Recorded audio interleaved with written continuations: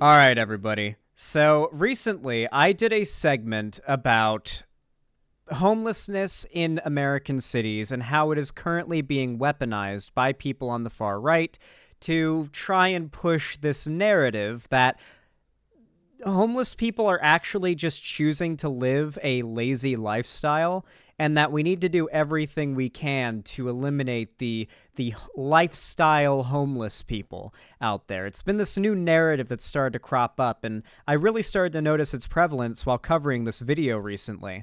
I figured we'll go over a small bit of it because it's a good lead-in to what I really want to cover in this segment, which is how this type of rhetoric has led to actual significant real-world violence against homeless people in a city in Montana recently.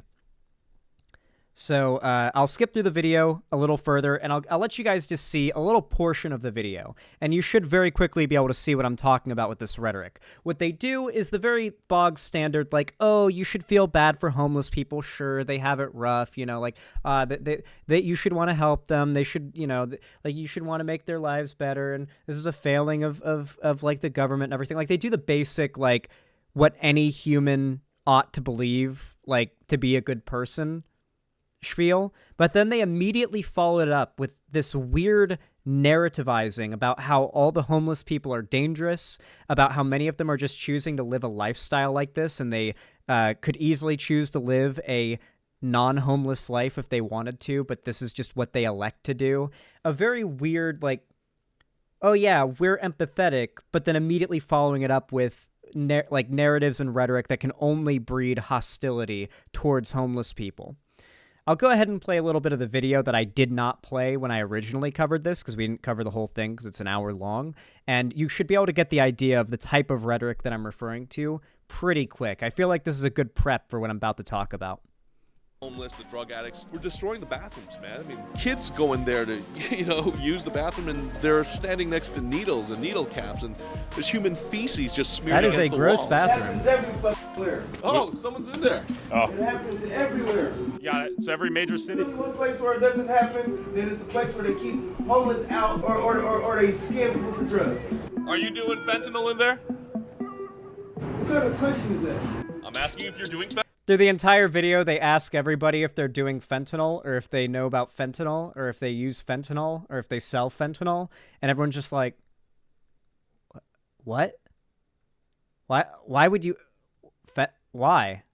Like, every person they ask if they're doing fentanyl, or if they know about fentanyl in the space, or in, like, the homeless community, and they're just always like, what? Oh, yeah, it's hilarious how confused they are, because it's like only this weird right-wing scare thing that has made them obsessed with fentanyl. Normal people, and even like, and I consider like homeless people who are just out there living their lives, normal people, like hear that and they're just like, what are you talking about? No? Because they live that life. They know that the over-exaggeration of how big of a problem it is the right uses to fearmonger isn't reality. Zan, don't you know Fent is like catnip for the homeless? They literally can't get enough of this stuff. Yeah, according to this video. Fentanyl in there because bathrooms are being used for drug use. That's everywhere in the United States. Is that a yes or no? No, Would you like to share your thoughts on what's going on here? I just did. It happens everywhere. It's everywhere. Who You should have to do it. You man, read the Bible, and what would Jesus do? What do you think he would do? Are they harassing this guy while he's like taking a shit? Personally, I would not accept an interview while I'm like pinching a loaf off in a public bathroom through the door, but that's just me. Harassing people in the bathroom. He actually. Oh, He is harassing people in the bathroom. this guy's based. Wait, good question. I didn't expect us to like immediately skip to a point that's like worth watching here. This was just completely random, but we'll get to the topic at hand in a moment. And that is true. Well, we were actually walking by, and then he said, I said it's everywhere. "We have it all on camera." These guys are just gonna try and get a rise out of you. I guess we're having like a camera standoff here. But Wait, this ultimately, guy's the based. consensus is a conversation is not negotiable here. This far-left activist is now going to call his comrades and say, look out for you guys. What is comrades? Is that a particular word choice for any given reason? People are commies, so, I mean, that's the language they use as well, so. Okay. So typically speaking, who dislikes you in Seattle? People with green hair and pink hair and purple hair, calling me transphobic, saying I'm anti-LGBTQ. So yeah, you can kind of get the idea of like what these guys are doing. They go around to a bunch of different homeless camps. They ask about fentanyl. They like play spooky music and talk about how any second now they could get attacked, and then they never do. It's all fear mongering. They pretend like they have some level of empathy for the homeless people, but then immediately follow it up with narratives like this is a lifestyle choice for them. Let me see if I can find that very particular part actually, because I think it's important for you to see the narrative that this guy pushes. Well, the freeway, look at this. Not really, No? because at any point in time there could be a traffic accident, car could slide up and Sure. take out one of the houses. Will the city ever come here and intervene? No, what they pretty much do is they come and they clean up trash and stuff like that, and that's pretty much it. Have you ever Good. seen or known anyone who's gotten hit by a car? Yeah, Yeah? How common is that? very, Very? very common. You see two propane tanks right there. And look, I mean, look at right this. across the street. We've got single-family homes. This is unacceptable in our society. And if you look right now, look. He's not talking about how it's unacceptable that you've got homeless people, like people who don't have homes, and then right across the street you've got like people who are living in really nice homes. That's not what he's calling unacceptable. He's calling the fact that they're here unacceptable.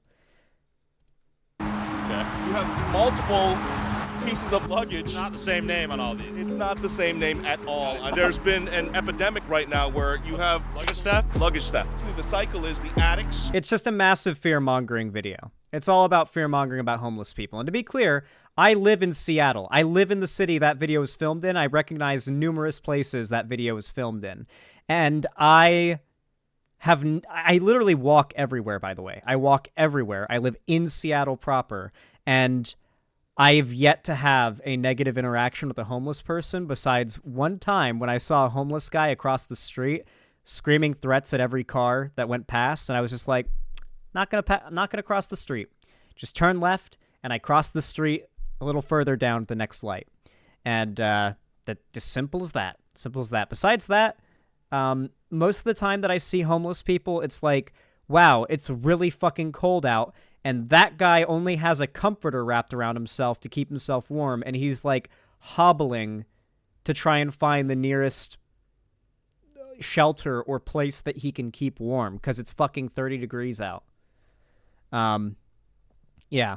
This type of rhetoric is really despicable. And I hate to say, it's not just a YouTube thing. It's actually gaining serious support in cities all around America, and it's leading to serious, serious violence. A city's campaign against homelessness brings stories of violence. Local officials called for residents to deter the homeless in Kalispell, Montana, but unhoused residents said they were then accosted and attacked. After watching a growing series of tents and other makeshift shelters spread into city parks and sidewalks, officials in northwestern Montana decided it was time for a crackdown on homelessness. Not on homelessness, on homeless people. In Kalispell, city leaders approved an ordinance to push motorists who give money or supplies to panhandlers, or punish motorists who give money or supplies to panhandlers. That's right, punishing people who donate to the homeless people. They shut off water and electricity at a city park where some were seeking refuge. The county commissioners wrote an open letter to the community early last year, warning that providing shelter or resources to homeless people would quote, enable them and entice more of them into the area. Quote, "It is our hope that our community will be unified in rejecting all things that empower the homeless lifestyle," the commissioner wrote. That's right. That whole the homeless lifestyle talking point is not a shitty YouTube meme. It's what right-wing politicians are using to justify the policy they're passing that is outright criminalizing helping homeless people. Xanderhall, there was a serial killer going around California attacking homeless people that were sleeping alone. It's fucked. Yeah, it's very common. Homeless people are very big targets of violence. Not only that, by the way, but right now, despite the fact that the economy is actually in a really good place because of Biden's based-ass policies, we've actually seen a flat number record of homeless people in America right now. It's not the percentage record, but the flat number record of homeless people in America. Like the amount total of count of homeless people in America is higher than it's ever been right now, which is a pretty significant deal. And this is going to continue. This is going to continue. It just is going to. Housing is not available enough. And even when it is available, it's hard to get. A lot of people are just going to end up fucked like this if the government does not do what a government should do in the most powerful, wealthy nation in the world, which is take care of its citizens. But in the years since that call to action, the purge effort has done little to resolve a problem that is still apparent. Even now, amid the frigid depths of winter, on the streets of a city better known as a gateway to scenic ski slopes and Glacier National Park, homeless residents said the city's letter unleashed a punishing public backlash, with many reporting that groups of young people were roaming through homeless encampments and tormenting those living there. Many of them are longtime locals displaced by skyrocketing housing costs that have plagued the Flathead Valley, where Kalispell lies, along with other towns of the Mountain West. Christina Nelson, 57, a lifelong resident of the Kalispell area, said she became homeless after a divorce in 2021. Over the summer, she said, while she and another person were resting on the bench outside the mall, a group of teenagers or young adults pulled up in a white car and began throwing eggs at them. Quote, "Go home, you lazy bastards," she recalled them shouting. Patty Archambault, 62, who has lived her whole life... Yeah, go home, by the way. Who has lived her whole life in Montana and in Kalispell for 12 years, became homeless about a year ago when she and her husband were both dealing with illness, fell behind on rent. This past summer, as they lived in a tent on the edge of the city park, she said, a group of young people approached in the night and fired paintball guns at them, leaving them with welts. Quote, "They said they don't like the homeless and they want us out of their town," she recalled. Victor Parra, who has lived in the Flathead Valley for many of his 44 years and became homeless last year, said he was roused from his tent one night by an aggressive crowd. One person punched him, he said, while another pointed out a rope that he wanted Mr. Parra to tie to a tree. Quote, "We're going to hang you up," one of the people told him. They tried to lynch him. Mr. Parra said he eventually got them to back down by agreeing to leave the area, but he ran from the park. Stories of similar confrontations were already spreading when the end of June brought a new level of threat. In the early morning hours, police officers found a homeless man, Scott Bryan, 60, lying behind a gas station, his head so severely beaten that bone was exposed, and his nasal cavity appeared to have been crushed. Mr. Bryan was later pronounced dead, and a 19-year-old man was arrested, charged with deliberate homicide. These are young dudes, like teenagers and young 20-somethings, just going around beating the shit out of homeless people. Many in the homeless community had known Mr. Bryan personally, said Tonya Horn, the executive director of the Flathead Warming Center, a shelter that offers overnight beds during cold months. Homeless residents were advised to stick together, but they continued to encounter threats. The police department received a wide range of reports about harassment of homeless people, said Police Chief Jordan Venezio, including some cases of fireworks being shot towards people. In a lot of cases, he said, officers were unable to find suspects or get much cooperation from homeless residents in identifying them. Ms. Horn said the letter sent by the county commissioners at the start of 2023 had set the stage for the public animosity. Sorry, I'm having a hard time reading today. I apologize. The word painted a picture that the homeless are not from here, that they are not our neighbors, so we should not take care of them, Ms. Horn said. It was dehumanizing. Couldn't have said it better than myself. The Flathead Valley, surrounded by verdant forests and clear lakes, has long been a haven for those resisting change from the outside world. The region has grown more politically conservative in recent decades, drawing militia groups and others seeking to establish a conservative Christian stronghold in the remote interior amid the nation's shifting political and cultural landscape. I guess the right is trying to turn this into like a right-wing compound town. The mountainous region, speckled with cabins and small ranches outside the cities, offered affordable refuge and isolation. But in recent years, as the pandemic drove a growing number of urbanites into the wide open spaces like northwest Montana, the cost of living soared, and so did homelessness. Locals warned that Kalispell could fall victim to the problems of public drug use and crime that were afflicting bigger cities. On Facebook, some residents gathered in community groups to swap stories and videos about homeless people. Some encouraged carrying guns for protection. Christ. I mean, carrying a gun for protection is fine, but, like, doing it because you're, like, wanting to demonize homeless people and fearmonger about them is pretty shitty, in my opinion. This is not the only case where stuff like this has happened, by the way. There is a massive gated community. It's less of a gated community. When I say gated community, you're imagining something maybe the size of Disney World, right? Maybe smaller. Like a bunch of, like, green lawns and basic identical houses in a maze of streets with no grocery stores or anything like that. Just a big gated maze of houses about the size of, like, Disney World or Universal Studios or, like, an amusement park, right?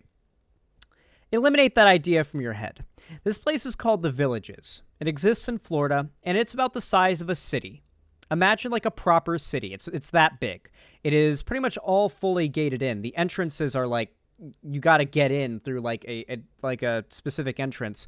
And the population is, like, 99.9% white boomers. And you have to be, like, a retiree, like, over 50 or something in order to even qualify to move in. And I believe only grandkids are allowed to visit, like, on certain days or something like that. And it's just, like, fields upon fields of golf courses as far as the eye can see, but it's a functional city. They've got grocery stores and bars and shooting ranges and gun stores and everything you could possibly need. They, like, the people who live there never have to leave. And they do not allow any homelessness there. They do not allow any littering, and I mean they really don't allow it. They force it to look. The average American is supposed to see pictures of the Villages and think, this is what I want all of America to look like. That's what they intend. And so the fact that they enforce this, like, no homeless people, no not, like, I don't think they ban non-white people, but let's be real, like, there's some redlining type shit going on there, right? Like, there's a reason why it's 99.9% white. It is Trump country. And they want to be able to say, this is what happens when you have an all-conservative, all-white, gated, walled-off community. This is how nice it looks. That is the idea that they try to put forth. They find an already nice place and take it over, which, you know, the area where the Villages is used to be really nice, like, nature, and so they've kind of taken that over and used it as part of, like, the appeal of the place. And they try to say that this is what happens when our political side wins. And that's what they're trying to do in this town. They're going to try to get all the homeless people completely moved out of the town. They're no doubt going to try to clean it up and stuff, and then try to, through whatever means they have to, reduce the amount of non-white people there and turn it into this, like, conservative compound town that the right will be able to point to and say, hey, look what our policy does when we win. Look at this town. Isn't it nice? Don't you want all of America to be like this? Conservatives so badly want to be able to do that. It's really sickening. I know it's a little convoluted and weird, and it doesn't sound, like, real, but I promise you that's what they want to do. They want to create these little mini ethno-states where they instruct, like, a very, very, where they enforce a very strict HOA effectively to create this sort of postcard-looking community that they can argue their politics created.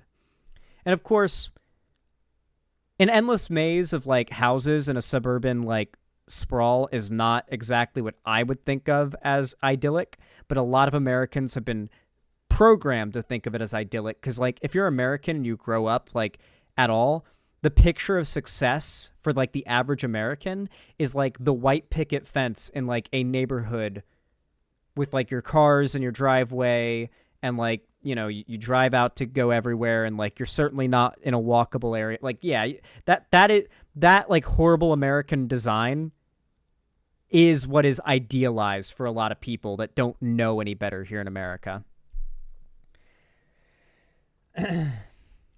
Anyway. Quote, sad to say, but with more people coming to the valley also comes more crime and unwanted behavior from individuals, one person wrote. Carry everywhere. As in many cities, some residents warned that offering services to the unhoused would entice homeless people to travel in from elsewhere. But Ms. Horn said 90% of those getting services in Kalispell had been in Montana for at least a year. If there had been a migration of homeless people into the area, Ms. Horn said, she would have been the first to speak up because the region does not have enough resources to fully help those who are already there. Randy Bordell, a county commissioner who helped pen the letter calling for community members to stop supporting the homeless lifestyle, said he stood by the message. The rise in homelessness, he said, has brought theft, encampments, and drug paraphernalia left in city parks. Quote, when you give someone an opportunity to live for free and let someone else pay for your costs, people are going to take advantage of that, he said. And that's really the core of it. This idea that people... the homeless people being allowed to exist even on the street, in tents, barely getting by.